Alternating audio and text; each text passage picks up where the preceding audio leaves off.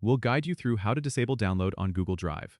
If you find this helpful, consider subscribing and liking the video. First, open your web browser and head over to Google Drive by typing drive.google.com in the address bar.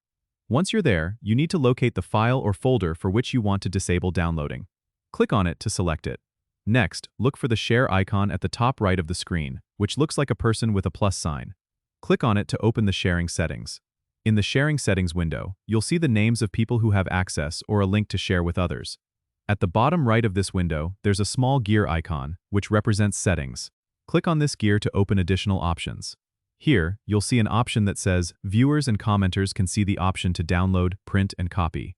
You want to uncheck this box to disable downloading, printing, and copying of the file or folder.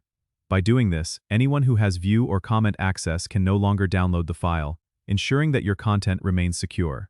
Once you've made these changes, make sure to click on the Done button to save your settings. It's important to note that this setting won't affect users with edit access, as they can still download files. So, if you want to restrict downloads entirely, ensure people only have view or comment access.